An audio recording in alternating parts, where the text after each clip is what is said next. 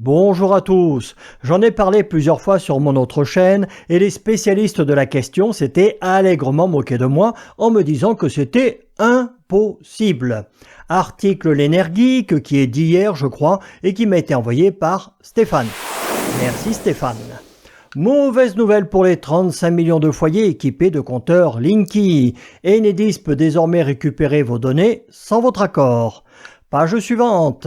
Un décret publié fin février 2026 et applicable au 1er mars autorise Enedis à récupérer automatiquement certaines de vos données de consommation électrique, y compris la courbe de charge, sans que l'abonné n'ait donné son accord préalable.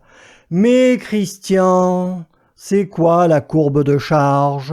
Bonne question. La courbe de charge, c'est le relevé détaillé de la consommation d'un foyer, heure par heure et parfois même à la demi-heure près, selon Sciences Post. Plus les relevés sont fréquents, plus le profil qui en ressort devient précis. Une discipline scientifique s'est développée autour de cette matière première, la désagrégation de charge, qui consiste à décomposer un signal électrique global en une multitude d'usages identifiables. Mais si on n'a rien à cacher, il ne faut pas avoir peur. Nous n'avons rien à nous cacher les uns aux autres. De plus, cela allège le travail noble et pénible des gardiens. S'il le dit.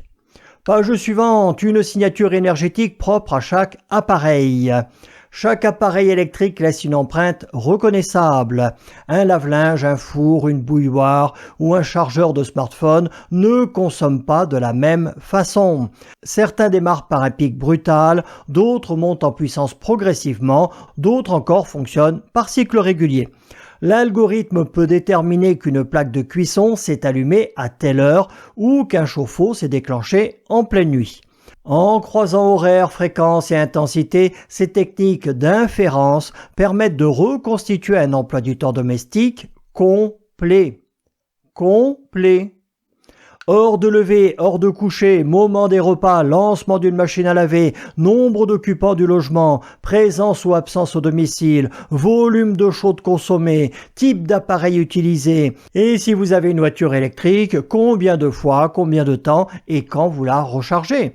C'est bien pratique pour vous mettre des tarifs différents suivant les usages, voir si on l'a décidé, pour vous interdire de recharger votre voiture électrique chez vous ou en restreindre l'usage que vous pouvez en faire.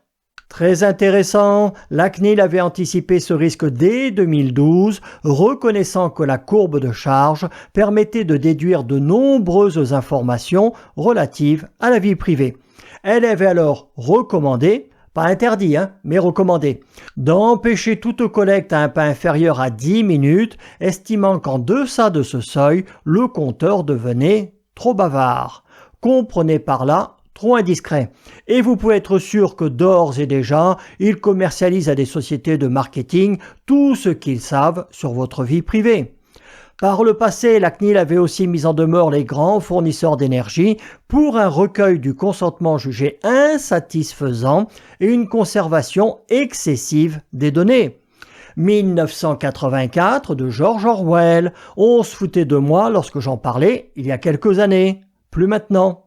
La CNIL a validé le nouveau dispositif de récupération automatique des données mis en place par Enedis à condition que des mesures de sécurité renforcées l'accompagnent. Mais bien sûr. Et dernière page, on nous dit que ces données sont susceptibles d'intéresser des acteurs commerciaux qui vont venir nous proposer tout un tas de produits pour lesquels on leur a rien demandé et Enedis affirme que toutes les données seront anonymisées avant traitement. Bon, moi j'ai pas de Linky à la maison, je leur ai dit d'aller se faire voir, mais si c'était le cas, même en les anonymisant, je ne souhaite pas qu'on récupère mes consommations pour les analyser et les revendre. Mon électricité, je la paye, tout comme ma tranche de jambon chez le boucher. Ce que j'en fais, ça ne regarde personne. De toute façon, smartphone, voiture connectée, internet, carte bancaire et bientôt porte-monnaie électronique, on est fliqué et analysé dans absolument tout ce que l'on fait.